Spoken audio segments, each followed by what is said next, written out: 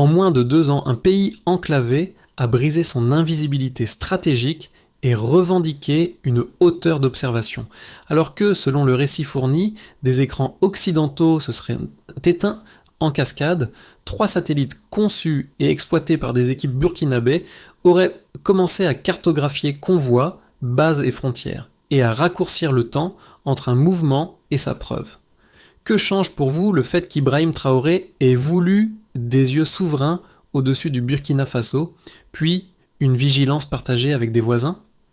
L'orbite n'est plus un service, mais un levier. Cette enquête longue promet une lecture claire des leviers réels, sans spéculation ni triomphalisme, afin de comprendre ce que signifie une bascule orbitale africaine lorsqu'elle est conduite de l'intérieur. Le bénéfice est simple. Il s'agit de lire les risques et les marges d'action. À partir du seul contenu fourni, le récit déroulera les faits attestés, puis reliera cause et effet en évitant toute extrapolation chiffrée non soutenue par la source. L'enjeu dépasse la performance technique. Il touche à la souveraineté des données, à la réduction des asymétries d'observation et à la capacité de décider sans intermédiaire. Dans ce cadre, Ibrahim Traoré n'est pas présenté comme une figure héroïque, mais comme le point d'articulation politique d'un choix stratégique précis. Préférer l'apprentissage autonome à la dépendance contractuelle. Un fil directeur guidera l'analyse. Pourquoi partager certaines images avec des voisins peut renforcer la sécurité nationale au lieu de la diluer. En arrière-plan, un coût d'opportunité sera constamment évalué. Perdre l'orbite, c'est perdre du temps décisionnel, du contrôle narratif et une partie de l'initiative stratégique. Une première surprise ressort du récit. En 6 jours, 3 satellites opérés par des équipes africaines auraient commencé à couvrir des zones clés du continent, révélant une vulnérabilité inattendue des routines d'observation externe.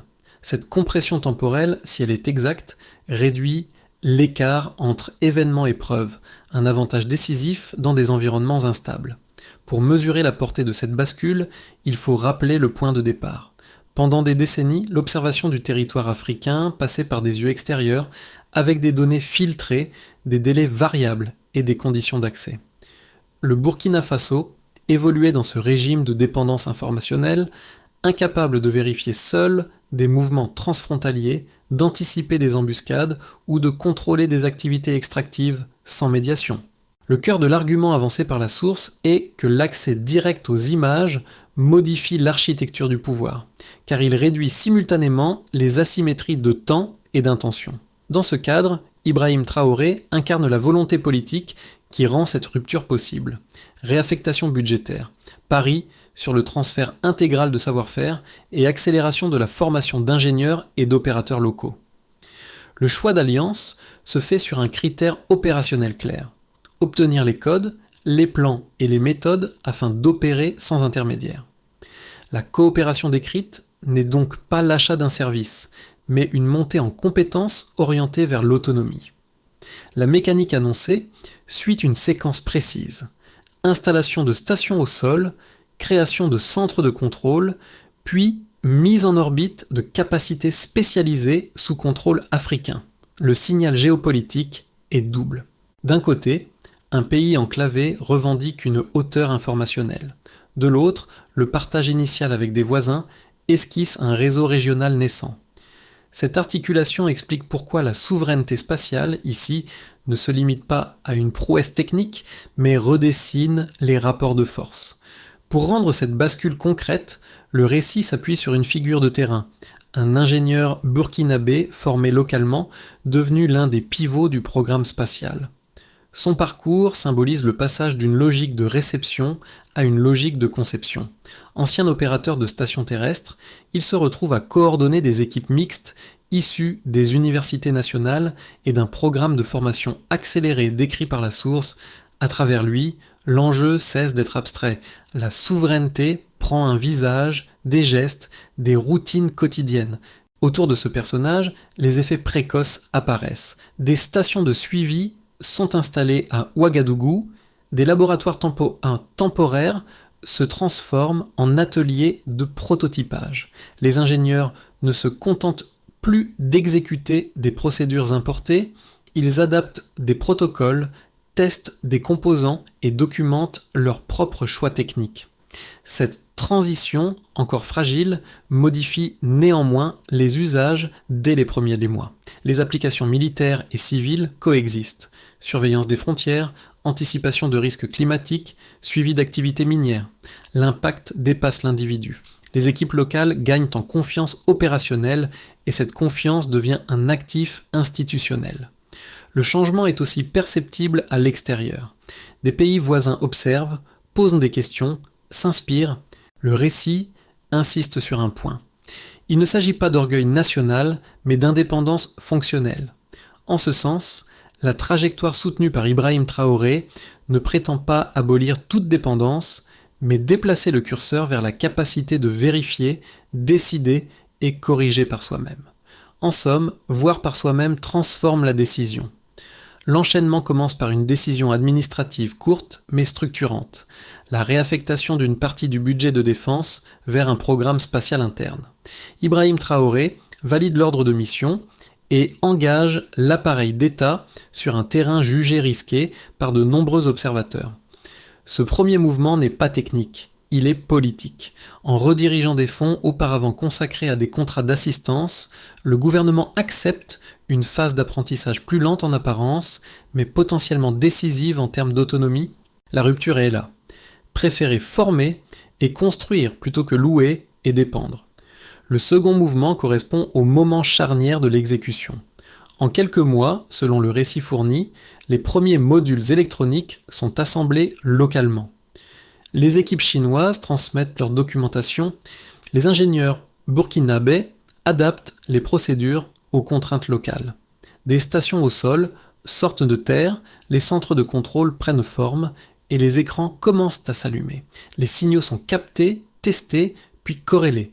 Les équipes travaillent jour et nuit, documentant chaque étape. À mesure que les systèmes deviennent fonctionnels, un changement de perception s'opère. Ce qui était présenté comme un pari irréaliste devient un processus observable. La presse africaine relaie les avancées, tandis que des chancelleries étrangères commencent à exprimer leur inquiétude. Le point culminant survient lorsque les capacités orbitales entrent réellement en service. Les satellites fournissent des images exploitables, les communications deviennent continues et la boucle observation-décision se raccourcit. Le Burkina Faso passe du statut de demandeur d'informations à celui d'émetteur. Ibrahim Traoré transforme cette bascule en message politique clair. L'Afrique n'a pas vocation à rester aveugle par prudence ou par habitude. Cette affirmation marque une inflexion narrative, car elle associe la réussite technique à une revendication de souveraineté. Le troisième mouvement est celui de la réplique internationale. Des réunions d'urgence sont évoquées à Washington, Bruxelles et Paris. Le projet est qualifié d'instabilité orbitale, non parce qu'il menace physiquement l'espace, mais parce qu'il réduit une asymétrie longtemps acquise. Les pressions diplomatiques s'intensifient et des sanctions économiques sont mentionnées comme option possible. Parallèlement, des campagnes médiatiques mettent en doute la viabilité du programme. Face à ces réactions, la réponse burkinabé reste constante. Consolider les acquis, sécuriser les codes sources et diversifier les partenariats. La ligne temporelle s'étend sur environ 18 mois, du premier schéma esquissé dans un hangar à la transmission d'images exploitables depuis l'orbite. Entre ces deux points, un changement structurel s'opère. Un État apprend à regarder son territoire avec ses propres outils. Se dérouler, sans triomphalisme, montre comment une décision initiale peut enclencher une cascade d'effets irréversibles.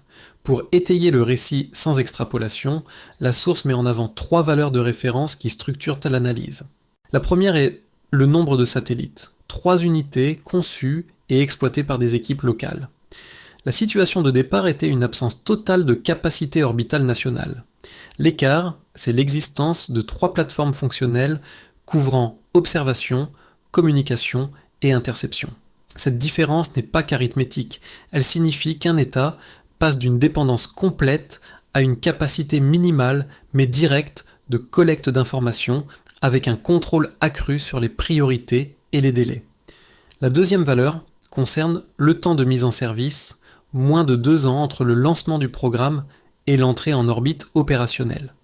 Dans des trajectoires comparables, la construction de telles capacités se compte souvent en décennies. Le raccourcissement décrit ici traduit une compression d'apprentissage rendue possible par la formation accélérée, la coordination institutionnelle et le transfert de documentation.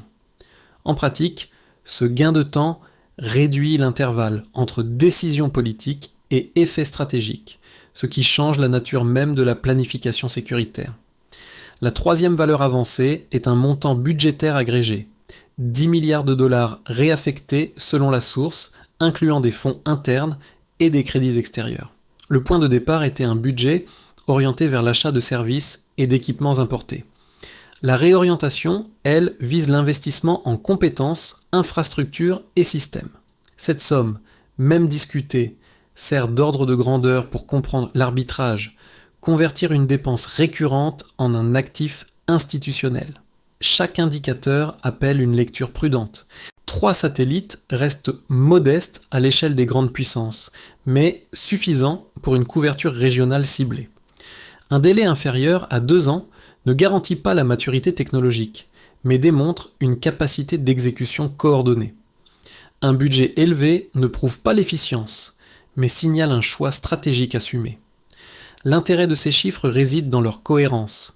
Ensemble, ils dessinent un passage d'un état d'impuissance informationnelle à une gestion autonome naissante. La question de la soutenabilité est centrale. Ces systèmes exigent maintenance, cybersécurité et renouvellement des compétences. Sans protocole robuste, l'autonomie pourrait rester fragile et réversible. La source souligne donc l'importance d'un cadre juridique émergent pour gouverner la collecte, le stockage et le partage des données. Ce cadre n'existait pas. Il se construit par décrets nationaux et accords interafricains.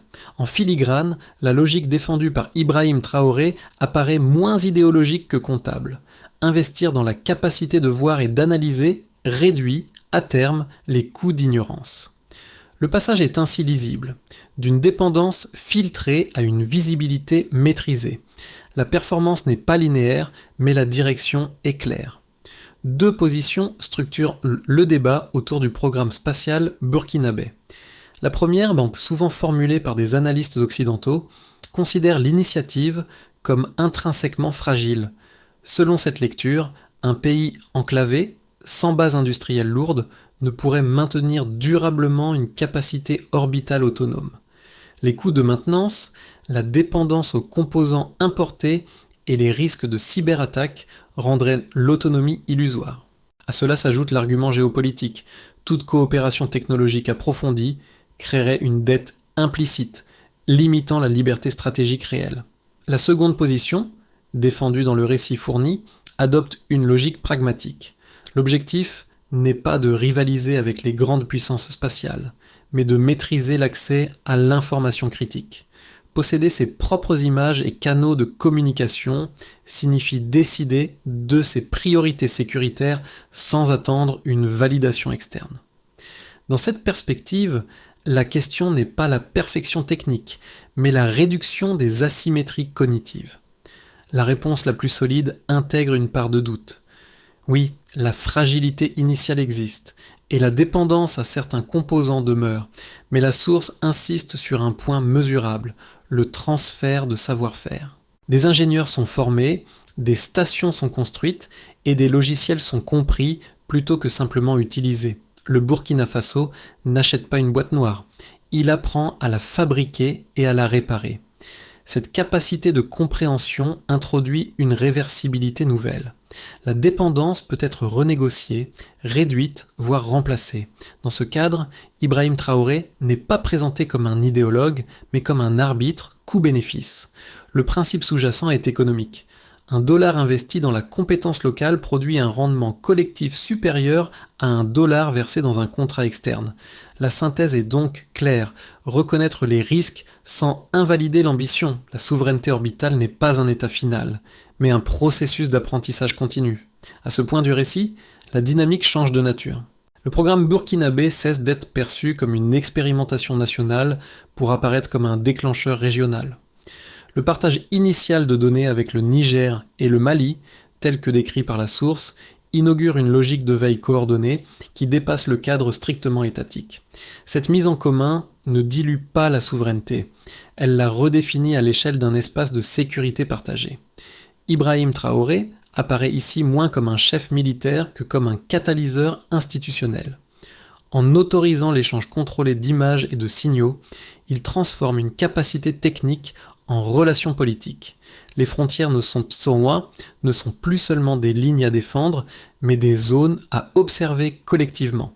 Cette coordination surprend les observateurs, car elle repose sur la confiance technique plutôt que sur des traités formels lourds. La bascule centrale tient à ceci.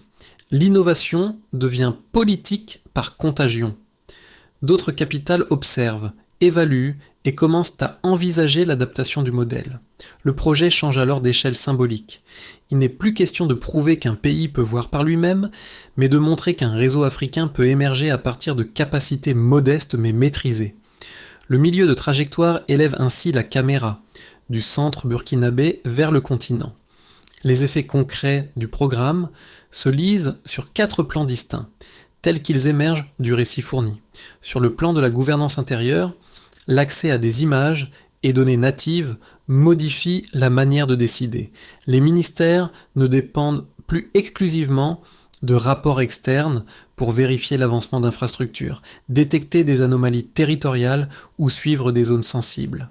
Cette capacité de vérification directe raccourcit les circuits administratifs et réduit l'incertitude décisionnelle. Ibrahim Traoré en fait un argument central. Gouverner, c'est disposer de ses propres moyens d'observation afin de corriger rapidement sans attendre une validation extérieure. Sur le plan de la sécurité et de la défense, l'impact est décrit comme immédiat.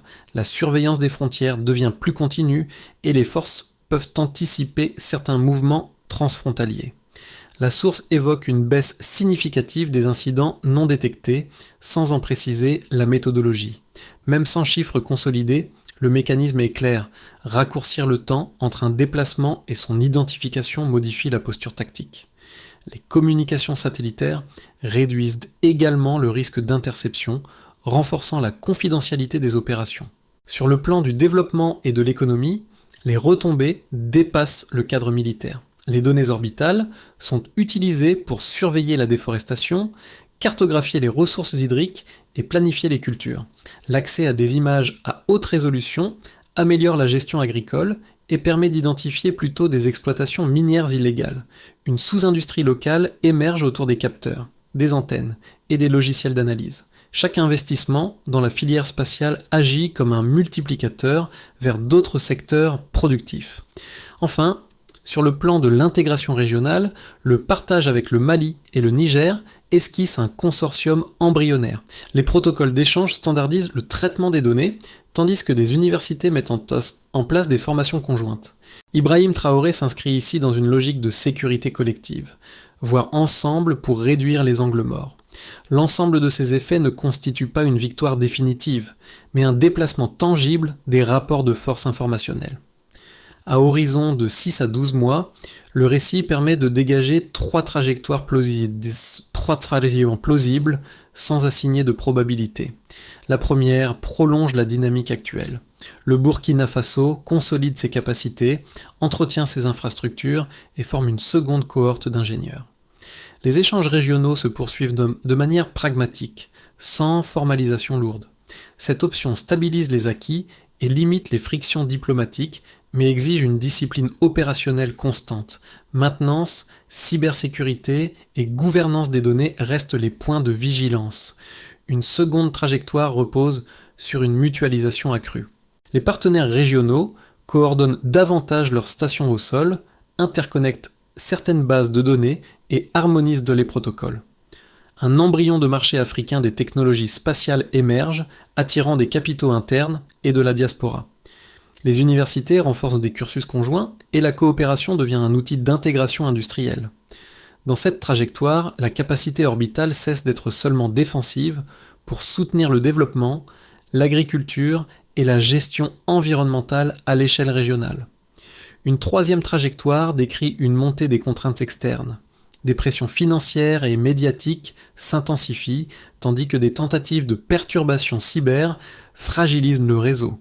Faute de protection suffisante, certaines capacités sont temporairement neutralisées. L'effort de formation ralentit et l'enthousiasme initial s'érode. Le risque principal n'est pas l'échec technique, mais la perte de confiance entre partenaires qui réintroduit des angles morts informationnels. Entre ces trajectoires se dessine une option conditionnelle. Si la coopération régionale maintient la confiance et si les flux de données sont sécurisés par des règles claires, une base souveraine de surveillance intégrée peut se stabiliser. A l'inverse, si les règles sont floues ou contestées, la dépendance pourrait revenir par d'autres canaux, notamment les infrastructures de télécommunication. La leçon transversale est simple, la technologie ne garantit rien par elle-même. La variable décisive demeure l'unité politique et la capacité à transformer une innovation en institution durable.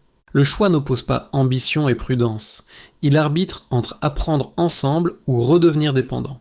Au-delà des infrastructures et des chiffres, le récit prend sens dans les usages quotidiens. Pour le citoyen ordinaire, l'impact n'est pas formulé en termes d'orbite, mais de fiabilité. Des prévisions agricoles plus précises, des alertes locales mieux ciblées et une capacité accrue à repérer des routes inondées transforment des données abstraites en décisions concrètes. L'espace cesse d'être lointain. Il devient un outil discret qui informe des choix simples, parfois vitaux. Pour les jeunes, l'effet est plus symbolique, mais tout aussi structurant. Voir des ingénieurs nationaux concevoir, coder et opérer des systèmes complexes modifie les horizons d'aspiration. Des concours scientifiques remplacent peu à peu des récits d'impuissance. Des ateliers d'observation satellitaire apparaissent dans les écoles et les universités, inspirés par l'exemple burkinabé.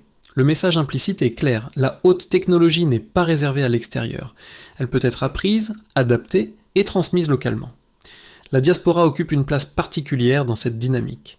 Des ingénieurs et chercheurs installés en Europe ou en Amérique s'engagent dans des projets collaboratifs, souvent à distance, en contribuant à des logiciels ouverts ou à des formations ponctuelles. Ce mouvement referme une boucle du savoir. Ceux qui étaient partis pour apprendre participent désormais à l'enseignement et à la consolidation des compétences locales. Pour le spectateur, l'enjeu devient personnel. Il ne s'agit plus d'évaluer une stratégie d'État, mais de reconnaître comment une capacité collective peut améliorer la résilience quotidienne. Le récit invite à un déplacement du regard, comprendre que la souveraineté ne se décrète pas, elle se construit par des usages répétés, visibles et partageables. Lorsque la technologie se traduit en confiance sociale, elle cesse d'être un symbole pour devenir un bien commun. Le récit attribue à Ibrahim Traoré une logique de mise en œuvre structurée en étapes successives, pensée pour être reproductible sans être copiée mécaniquement. La première étape consiste à identifier des partenaires disposés à transférer intégralement le savoir. Le critère n'est pas le prix ni la rapidité, mais l'accès au code, au plan et aux méthodes. Cette phase se mesure par un indicateur simple, la capacité locale à expliquer et modifier les systèmes reçus. La deuxième étape est le déploiement d'un programme national de formation. Chaque ingénieur formé est tenu de transmettre ses compétences à plusieurs autres, créant un effet de diffusion accéléré. Le calendrier se compte en mois, et l'évaluation repose sur le nombre d'équipes capables d'opérer de manière autonome sans assistance externe constante. La troisième étape vise à bâtir les infrastructures minimales, stations de suivi, centres de contrôle et laboratoires d'intégration. Ici, le calendrier devient critique. Les infrastructures doivent précéder ou accompagner la mise en orbite, sous peine de créer une dépendance opérationnelle. Le succès se mesure à la continuité du service et à la capacité de maintenance locale. La quatrième étape concerne la gouvernance des données. Des règles juridiques sont établies pour définir ce qui peut être partagé, stocké ou protégé. L'indicateur clé est la traçabilité des accès et la réduction des fuites informationnelles. Enfin, la cinquième étape est l'institutionnalisation de la coopération régionale. Des protocoles communs sont formalisés et des instances de coordination émergent. L'objectif n'est pas l'uniformité, mais l'interopérabilité. Dans ce cadre, Ibrahim Traoré insiste sur un principe. La souveraineté se renforce lorsqu'elle est organisée, mesurée et partagée sous contrôle. Le récit se referme sur l'image qu'il a traversée de bout en bout, le regard. Au départ, il s'agissait d'un manque, d'une dépendance acceptée par défaut. À l'arrivée, ce regard est devenu une capacité collective, patiemment construite. Autour des centres de contrôle, les équipes poursuivent leur travail sans célébration excessive, conscientes que chaque orbite n'est pas une victoire, mais une responsabilité. Le motif initial revient, non comme un symbole abstrait, mais comme une pratique quotidienne.